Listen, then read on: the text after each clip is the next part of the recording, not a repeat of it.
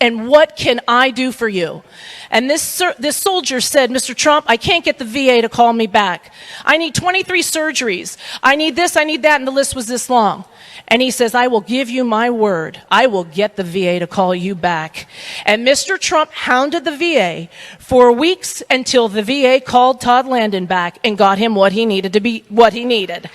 And that is just one example, folks. One example. Mr. Trump then, after the rally, he says, Tana, please get me his contact information.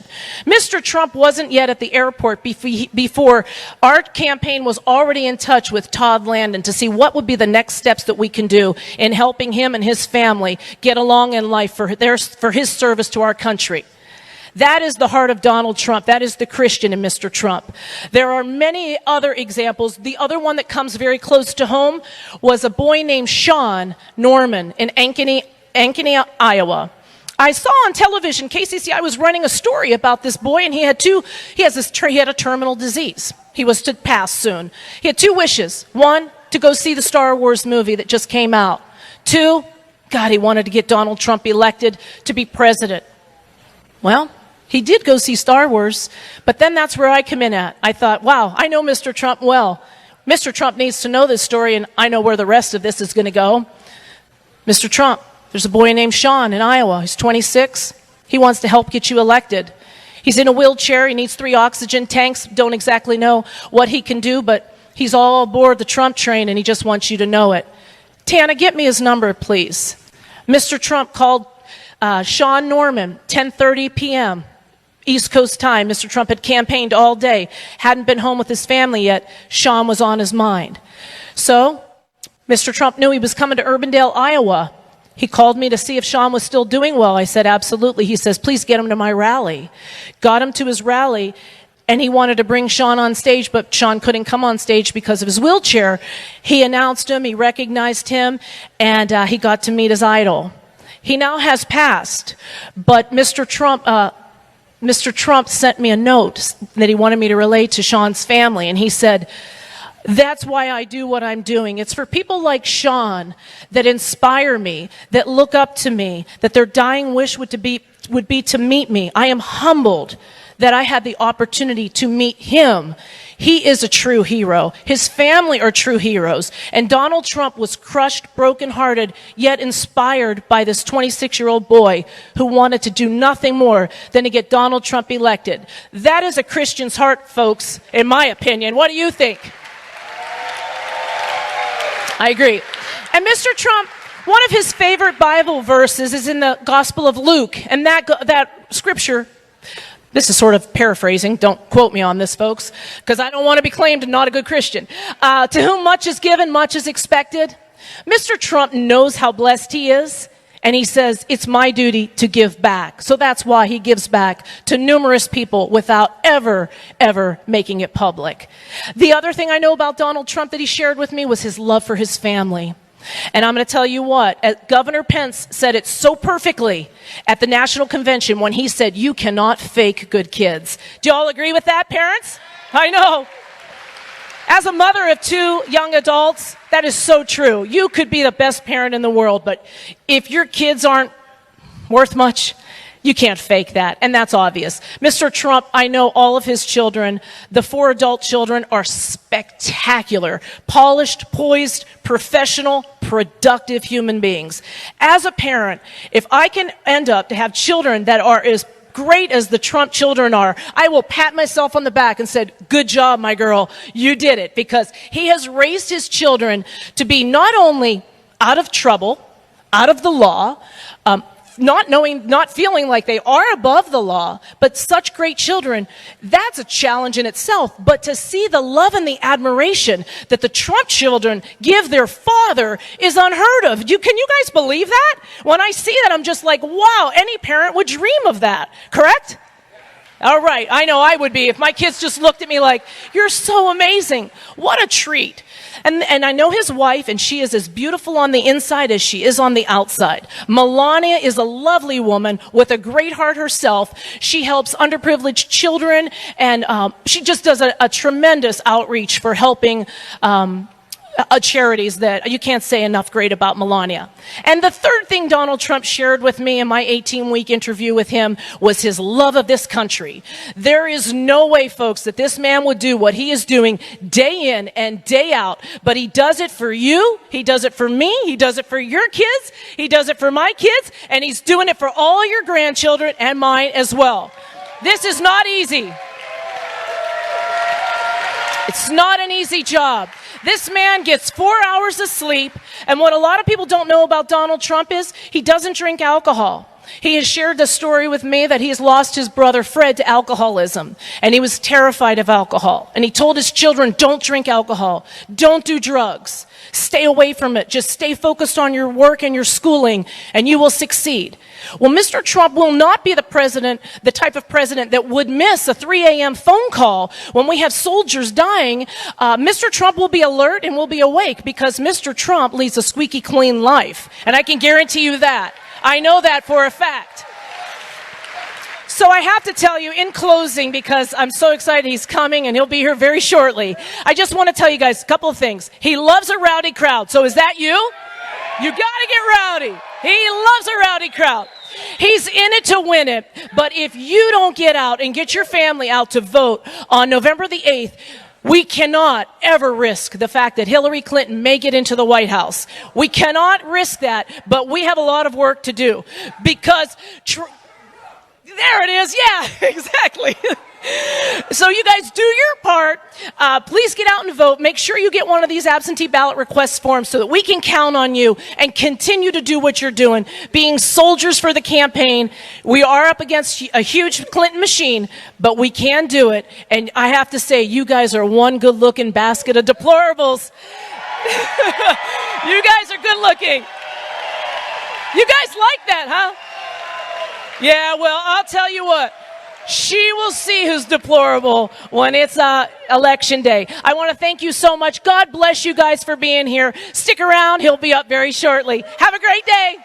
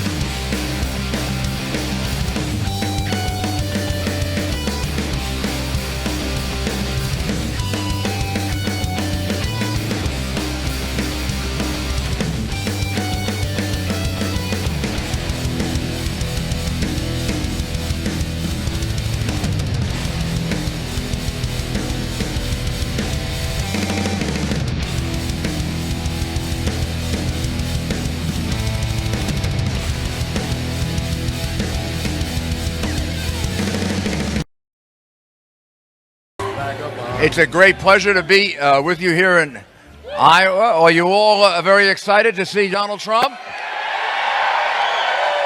Are you all very excited to see him get elected President of the United States?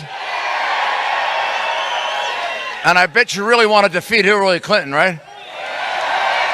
You know why? We all know why. The country is moving in the wrong direction. 70% of the American people agree with that. We're going in the wrong direction. So who's leading the country? Well, you will be. You are going to be leading the country on November 8th. Right now, the country is being led in the wrong direction by Obama-Clinton policies. Policies that are all wrong for us. Today we see our airplanes being challenged by Iran. Iran says they're going to bomb our airplanes. Oh my goodness! I mean, and we made a deal with them. You put on the television and you see all these people that work for Hillary Clinton taking the Fifth Amendment in front of the United States Congress because of obviously the crimes that were committed by Hillary Clinton and her staff and the way they handle the emails.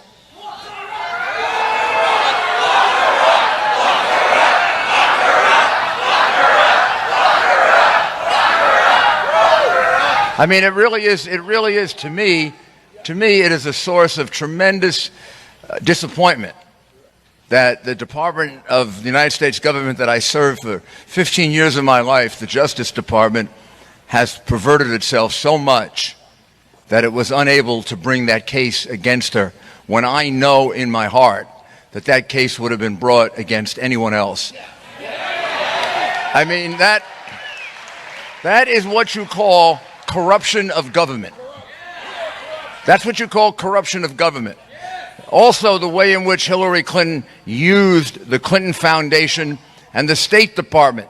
We're not talking about $10. We're not talking about we're talking about hundreds of millions of dollars coming from dictators, coming from oppressors of women, coming from criminals, coming from money launderers, and coming from people who were making millions and millions of dollars in return for doing this, like the people who made millions of dollars because she approved the sale of uranium to Russia.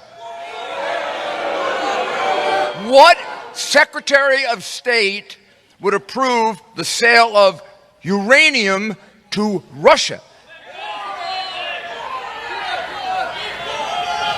You use uranium to make nuclear weapons.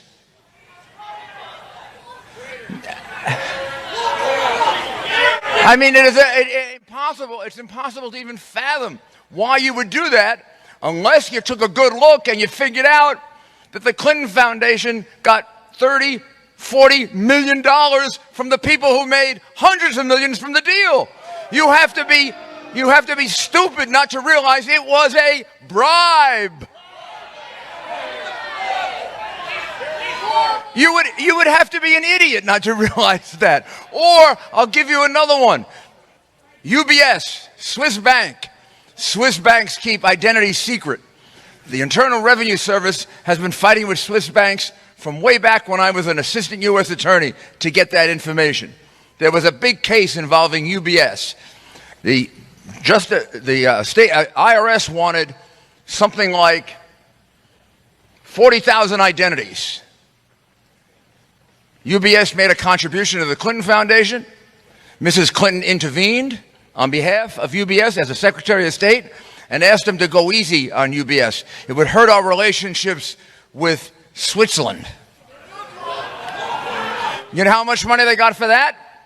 They got $600,000 for the Clinton Foundation, and Bill Clinton put a $1.5 million speaking fee in his pocket. And you tell me those two things aren't connected? Another bribe, which is why we have to get rid of her. And there's only one way we're going to do that. We're going to vote for a man who has been spending the last 3 or 4 weeks outlining his policies for this country, outlining them in great detail against a woman who has just been putting on the most vicious negative ads. And you know what she said about all of you, don't you?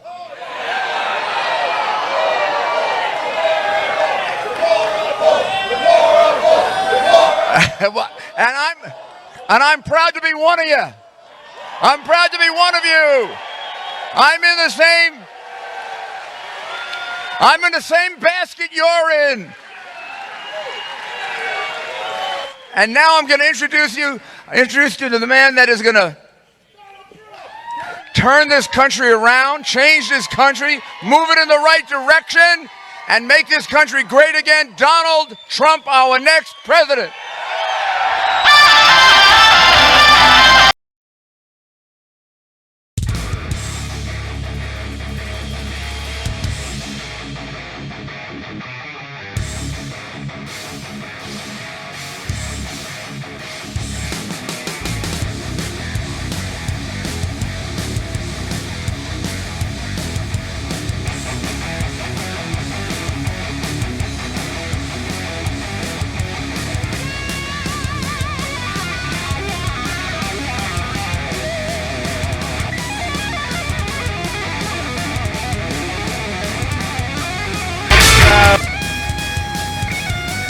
Thank you very much.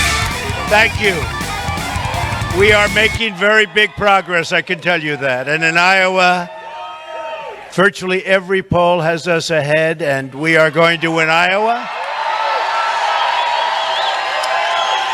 So I just want to thank you. I love being back here. I have so many friends in Iowa, and I'll tell you what, I enjoyed the primaries, and I'm enjoying this even more. So thank you very much. Thank you very much. Spending time here really has been one of the, and I can say this, one of the great joys of campaigning, and especially with all of the friends we've developed. So it's fantastic. But here's what's most important. Together, we're going to win Iowa in November. To be specific, November 8th. We have to be specific.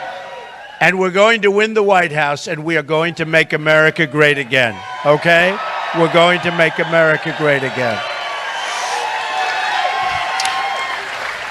The White House will become the people's house. That will happen. We will tackle and fix the problems that have gone unsolved for years. And believe me, there are many of them. We're going to fix our crumbling infrastructure, renegotiate our horrible trade deals. They are disasters. Free children from failing government schools, eliminate government waste, and create a fair, simple, and efficient tax code to add millions and millions of new jobs, which we need. Prosperity will rise, poverty will recede, and wages will finally begin to grow, and they will grow rapidly. They don't, I'll be very disappointed in myself, I will tell you. This is a campaign about big ideas designed to help everyday people. In recent days, we've rolled out one new policy idea after another on taxes, on school choice, so important, on foreign policy, on defeating terrorism, on rebuilding our military, on veterans' care, and unleashing American energy.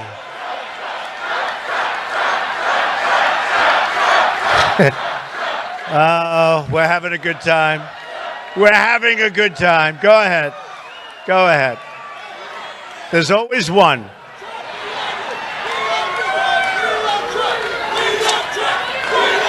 Thank you, man. All right, you can get him. Thank you.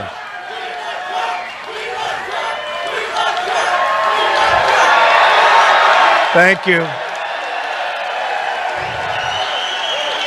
Thank you very much. That's great. That's all right. Single person, they'll end up with more publicity than all of you put together. So we're going to unleash American energy. We're going to put those jobs back like you have not seen in your lifetimes, you have not seen before. By contrast, Hillary Clinton is running a policy-free campaign. She offers no ideas, no solutions, and only hatred and derision. It's true, you saw that. I'm running to be a president for all Americans, Democrat, Republican, Independent, everyone. Whether you vote for me, right? Whether you vote for me or whether you vote for someone else, I will be still your greatest champion, right? Our support comes from every part of America and from every walk of life. We have the support of cops and soldiers and carpenters and welders and accountants and lawyers, the young and the old, and millions of working class families all over this nation. We cover everybody. This is a movement like nobody's ever seen before. It really is. It's a movement. They're considering it a great phenomena. I consider it a great phenomena if we win on November 8th. That's what I consider.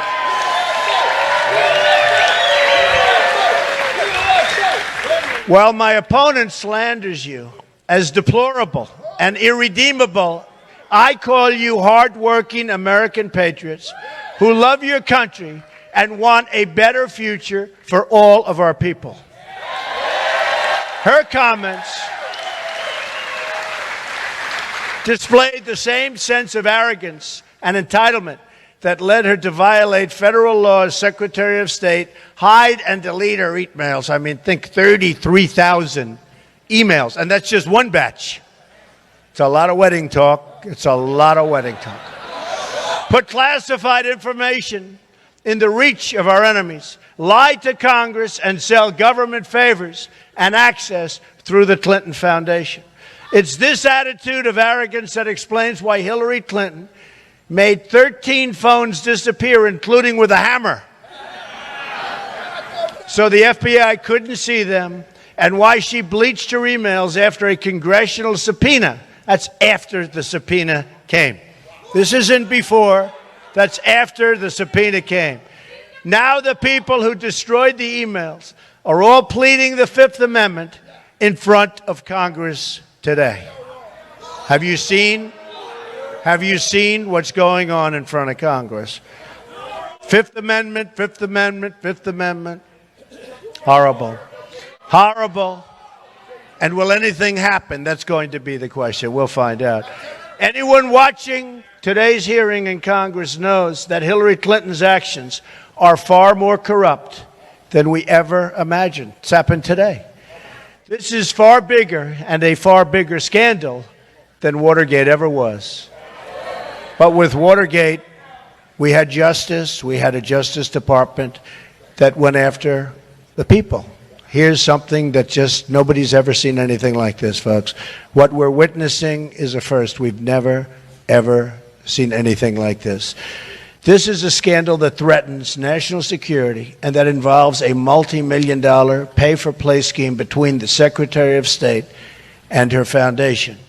Whether it's her emails, her disasters in Iraq, Libya, and Syria, or her failures on the economy, of which it's been disastrous, Hillary Clinton lacks the judgment, temperament, and moral character to lead this country. She does. You know it. Everybody knows it. Everybody knows it. Everybody knows it. In the words of a Secret Service agent posted outside her office, she simply lacks the integrity and the temperament to serve in the office. From the bottom of my soul, he said, I know this to be true. The policies of Hillary Clinton have produced death, destruction. Overseas, it's been disastrous. No matter where you look, everything she's touched has been a disaster and produced only failing schools, rising crime, job loss, shrinking incomes, and tragic poverty at home. You want 4 more years of it? Had a feeling you might say that.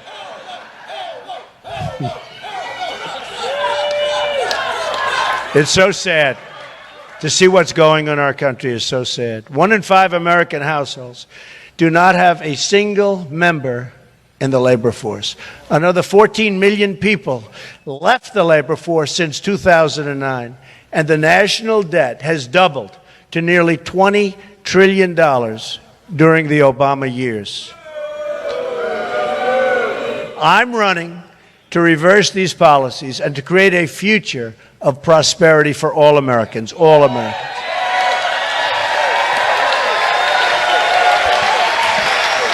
That includes, you'll be happy to hear this, our family farms right here in Iowa. Family farms.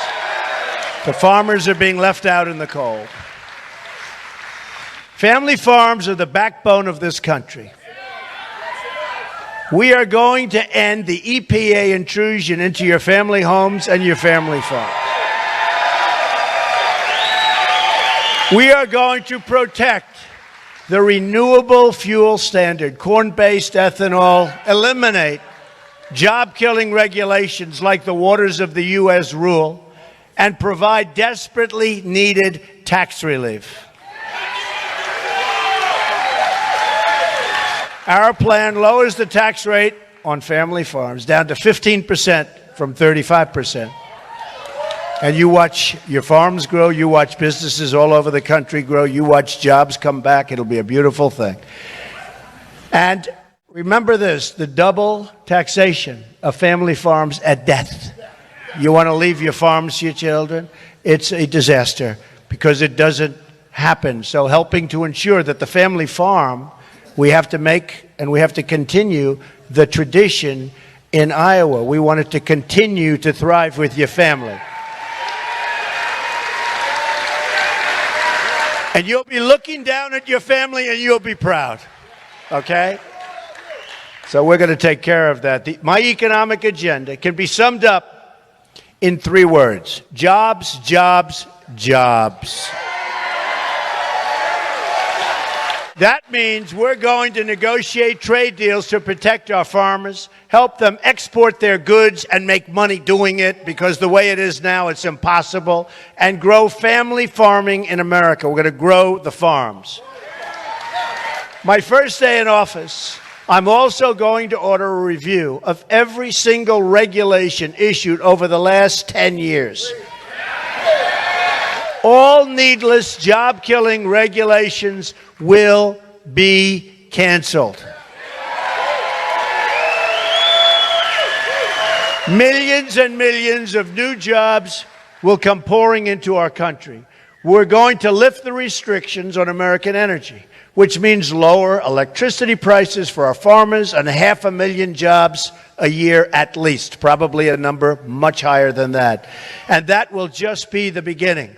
Also, on my first day, I'm going to ask Congress to send me a bill to immediately repeal and replace disastrous Obamacare.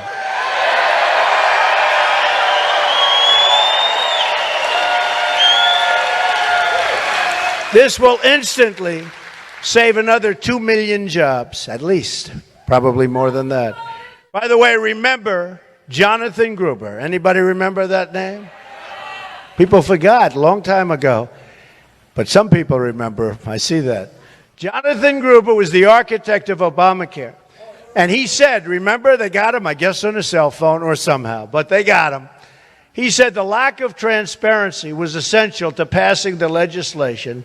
And then he talked about, like, and I quote, the stupidity of the American voter having to do with Obamacare. The stupidity, an exact quote, the stupidity of the American voter. And this is what we get. This is the hateful attitude of insiders like Mr. Gruber and Hillary Clinton. And the voters have had enough of this. On November 8th, we're taking back our country. November 8th. Another major reform is going to be school choice. And by the way, we're getting rid of Common Core. We're bringing it local. Bringing it local. Totally getting rid of Common Core. Common Core is a disaster. All you have to do is look at the rankings of schools and see that we pay the most per pupil. Not even close. And we're down on the bottom of the list. So can't do that. It's going to be a lot of changes, really good changes. I've outlined a plan to provide every disadvantaged child in America the freedom to choose the public, private, magnet, religious school of his or her choice. This will help lift millions of poor African American and Hispanic children out of poverty. The poverty is beyond belief. You don't think of it with this country. The poverty is beyond belief. It's time to break up the failed democratic control over our inner cities and provide real hope and opportunity to every single community in this nation. We have to bring everybody with us, everybody. Our policies on taxes, trade, regulations, and education will grow incomes, boost jobs, and reduce poverty for our African American and Hispanic communities. We have to do it. We have to bring these communities into a great system, and we have to bring these communities back. We have to do it. We need a new civil rights agenda for our time, one that promises safe neighborhoods, great education, and a secure job. Nearly 4 in 10 African American children live in poverty, including 45% of African American children under the age of 6. 45%. 58% of African American youth are not working. Violent crime rose in America's 50 largest cities last year. Homicides are up 50% in D.C. and more than 60% in Baltimore and everywhere else. They're through the roof. Over 3,000 people have been shot in Chicago since January 1st of this year. 3,000 people. There's a shooting on average every 2 hours. To those suffering and hurting, I say, what do you have to lose? I'll fix it. Vote for Donald Trump. I mean that. What do you have to lose? It can't get any worse. And I say this to the African American community. It can't get any worse. It can't get any worse. 40% poverty, 58% can't get jobs, youth. It can't get any worse. I'll fix it. Remember that. And Hillary just wants your vote, and then she'll say, see you in 4 years. And you see the crime and all of the problems. What do you have to lose? I will fix it. Believe me. I'll bring back millions of jobs, higher wages, and great schools. I will make your communities safe. Safety also means protecting our people from radical Islamic terrorism. Right?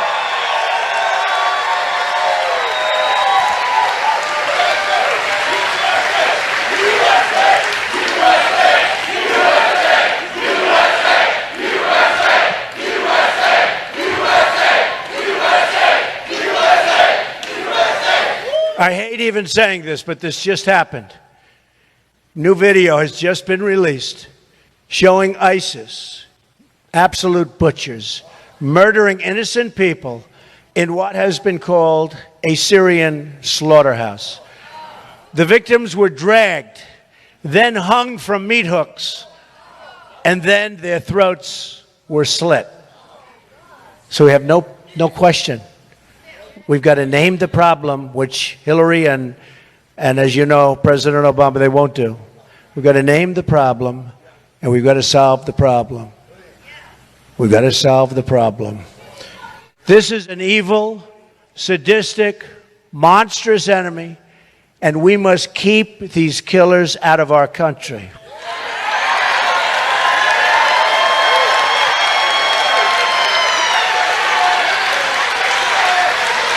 We know for a fact that ISIS is trying to infiltrate refugee flows, no question about it, proof, and to recruit refugees after their entry into our country. My opponent wants a 550% increase in Syrian refugees over and above. Then you've got to vote for Trump. It's very simple. Very simple. That's 550% increase over and above the Obama administration. Thousands and thousands wants 550% higher. We have no idea who these people are, where they come from. We have no idea. We have no idea what we're getting into. We have no idea. According to the Senate Subcommittee on Immigration, her entire plan will bring in 620,000 refugees in her first term and cost $400 billion in lifetime benefits. Instead of providing free health care and jobs to refugees from around the world, we should rebuild our inner cities and help struggling Americans get jobs all over our country.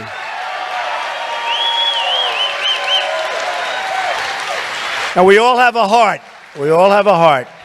And so I support totally construction of safe zones in the region. But we don't want to pay. We owe $20 trillion. 20 trillion. Nobody even knows what it means. 20 trillion. So what we're going to do is we're going to get the Gulf states to pay for it. We'll lead it. We'll get them to pay for it. They've got plenty of money. They just have nobody to ask them. You got to put up the money. Maybe tell them is a better statement. At the same time as we rebuild our military, we are going to get our allies to pay their fair share.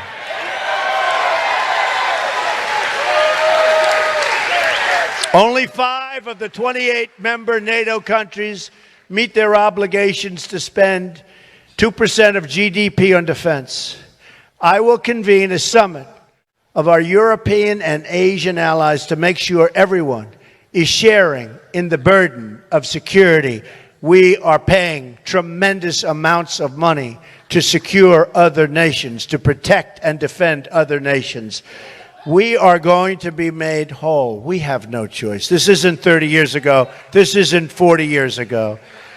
And I believe, properly asked, we'll be in a very good position, and they'll be very nice about it.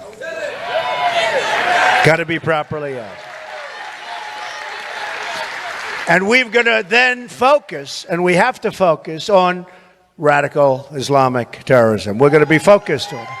In all things, it's time to put Americans first. We don't do that. And we have to start taking care of each other, which we're not doing.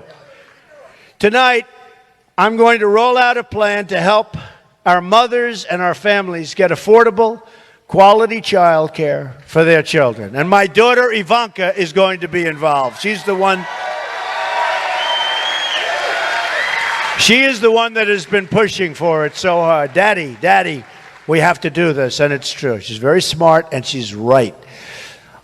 On policy after policy, we're going to provide opportunity, prosperity, and security for all Americans, which we don't have now at all.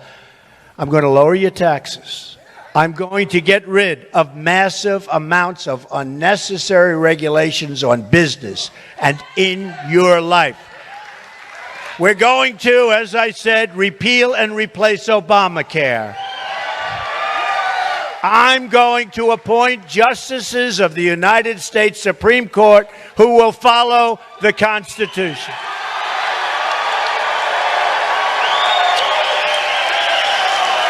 I'm going to rebuild our very depleted military and take care of our great vets for the first time. I'm going to save your Second Amendment, which is under siege.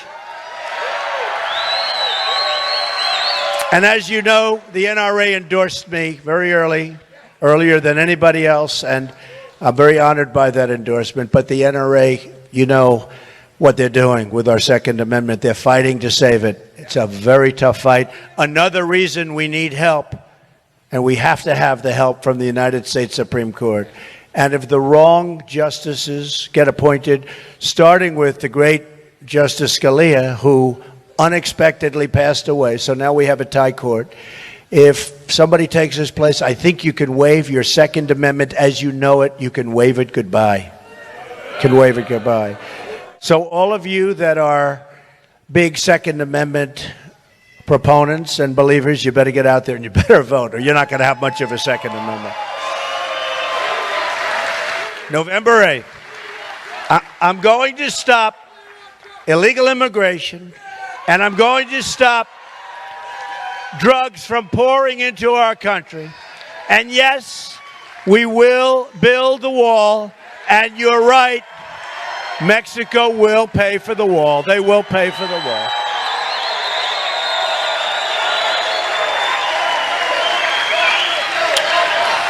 We will build the wall, folks. We've got to stop the drugs from pouring in. We've got to build the wall. The endorsement of all of the Border Patrol agents, first time they've ever done that. They're endorsing a presidential candidate. They said, Mr. Trump, the wall is so necessary. It's a tool for them, another tool, but one of the most important ones. But they said to me, the wall is so important. And when I look at the drugs that pour in, they're poisoning our youth. You look at New Hampshire, you look at Pennsylvania, you look at Ohio, you look at all the states. One of the biggest things, and in some cases their single biggest problem, is the drug inflow, heroin. We're going to stop the drugs from poisoning our youth and plenty of other people. We will build the wall.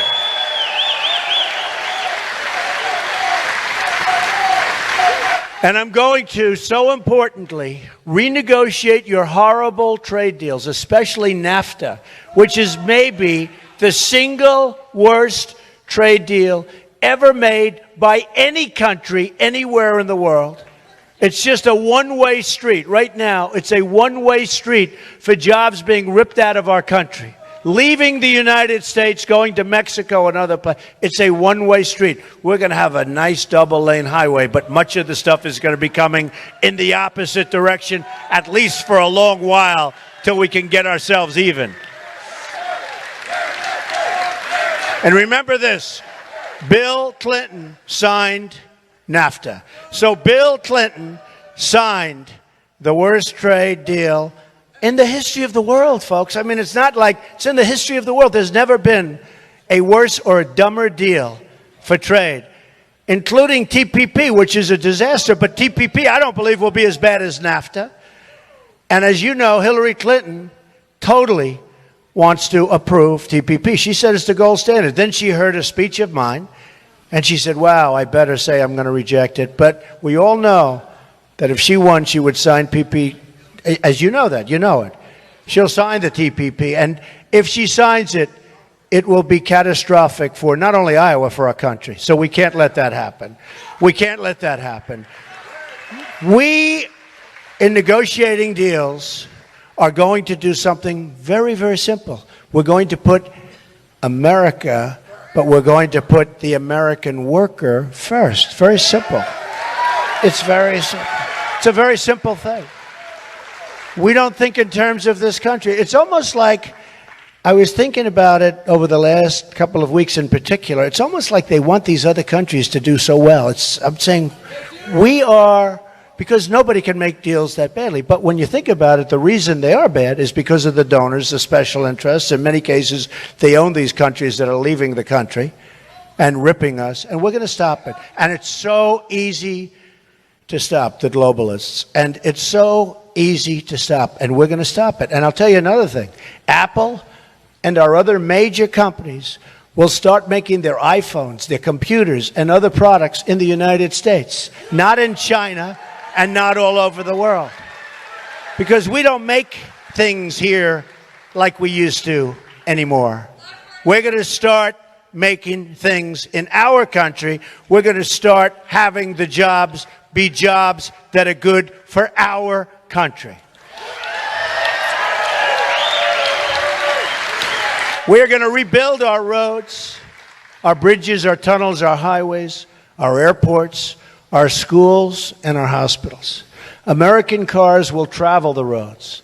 American airplanes will soar the skies, and American ships will patrol the seas. We don't make ships. American steel will send new skyscrapers into the clouds, and American hands will rebuild this nation. And American energy, mined from American sources, will power our great nation.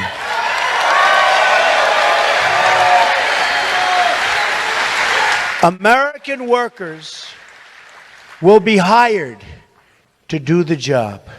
We will put new American metal into the spine of this country. American metal and American steel. I will fight for every neglected part of the nation, and I will fight to bring us all together as one American people, which we're not. We are so badly divided. Imagine what our country could accomplish if we started working together as one people under one God, saluting one American flag. One American flag.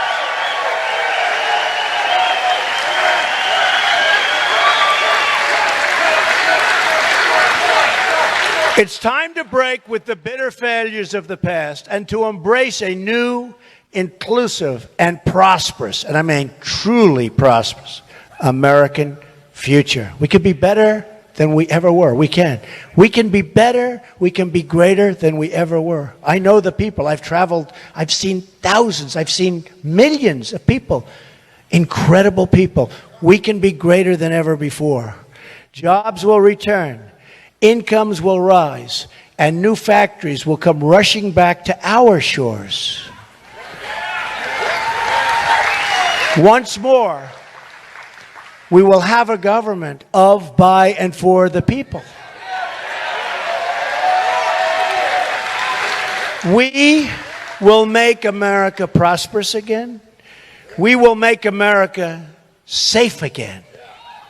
We will make America great again. Thank you. God bless you, everybody. Thank you very much. Thank you. November 8th. Thank you, everybody.